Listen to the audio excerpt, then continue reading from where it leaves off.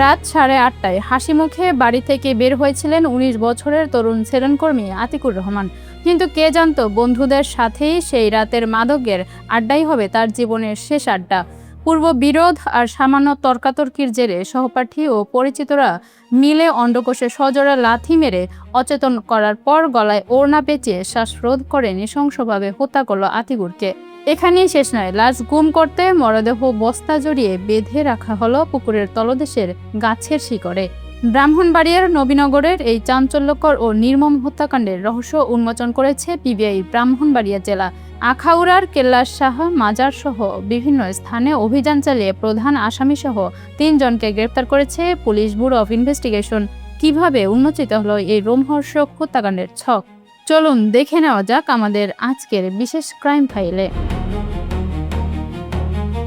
ঘটনার শুরু গত ২৯শে মার্চ ২০২৬ খ্রিস্টাব্দে। প্রতিদিনের মতো সেদিন রাত আনুমানিক 8:30টার দিকে নবীনগর থানার মহেশপুর গ্রামের বাড়ি থেকে বের হয়ে নিখোঁজ হন সেলুনকর্মী আতিকুর রহমান। পরিবার সব জায়গায় খুঁজেও তার কোনো সন্ধান পায়নি। নিখোঁজের ৩ দিন পর ১ এপ্রিল সকাল 6:30টার দিকে মহেশপুর গ্রামের রুস্তম হাজী ও বাচ্চু হাজীর যৌথ পুকুরে একটি বস্তাবন্দি ভাসমান মরদেহ দেখতে পান স্থানীয়রা। পরে উদ্ধার করা হলে স্বজনরা শনাক্ত করেন সেটি নিখোঁজ আতিকুরেরই লাশ। এই ঘটনায় নিহতের মা তাসনিমা বেগম বাদী হয়ে এজাহার নামীয় ৬ জন এবং অজ্ঞাতনামা আরও ৭ অথবা ৮ জনকে আসামি করে নবীনগর থানায় একটি হত্যা মামলা দায়ের করেন। পরবর্তীতে বাদীর আবেদনের প্রেক্ষিতে মামলার তদন্তভার গ্রহণ করে পিবিআই ব্রাহ্মণবাড়িয়া জেলা। তদন্তের দায়িত্ব দেওয়া হয় পিবিআই এর সাব ইন্সপেক্টর মোহাম্মদ শাহাদাত হোসেনকে। মামলার দায়িত্ব পাওয়ার পরপরই শুরু হয় পিবিআই এর গভীর তদন্ত ও অভিযান।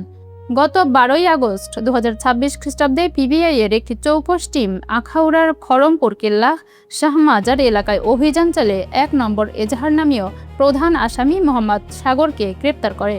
সাগরের দেওয়া জবানবন্দি ও গোপন তথ্যের ভিত্তিতে ওই একই দিনে ব্রাহ্মণবাড়িয়া পিবিআই কার্যালয়ের সামনে থেকে তদন্তে প্রাপ্ত আরও ২ আসামি মোহাম্মদ সাদ্দাম ও মোহাম্মদ বোরহানকে গ্রেপ্তার করে পিবিআই। গ্রেপ্তারকৃত প্রধান আসামি সাগর পরবর্তীতে বিজ্ঞ আদালতে ফৌজদারি কার্যবিধির ১৬৪ ধারায় নিজের সরাসরি অপরাধ স্বীকার করে রোমহর্ষক জবানবন্দি প্রদান করে। পিবিআই এর তদন্ত ও আসামি সাগরের জবানবন্দিতে বেরিয়ে আসে ওই রাতের ভয়াবহ চিত্র। আতিক ও গ্রেপ্তারকৃত সাগর ছিল ঘনিষ্ঠ বন্ধু। ঘটনার রাতে আতিক, সাগর, সাদ্দাম, বোরহান ও ইমন এবং দুলাল সবাই মিলে বোরহানের ঘরে একত্রিত হয়ে মাদক সেবন করে এবং লুডু খেলায় মেতে ওঠে। খেলা শেষ হওয়ার পর পূর্বশত্রুতা ও পুরনো বিরোধের জেরে আতিকের সঙ্গে বোরহানের প্রচণ্ড তর্কাতর্কি শুরু হয়। এক পর্যায়ে ক্ষিপ্ত হয়ে বোরহান সজোরে আতিকের অন্ডকোষে লাথি মারে। এতে যন্ত্রণায় ছটফট করতে করতে অচেতন হয়ে মাটিতে লুটিয়ে পড়ে আতিক। এরপর সাদ্দাম সহ বাকি আসামিরা ঘরের কোণে থাকা একটি কালো ওড়না এনে আতিকের গলায় পেঁচিয়ে শ্বাসরোধ করে তার মৃত্যু নিশ্চিত করে।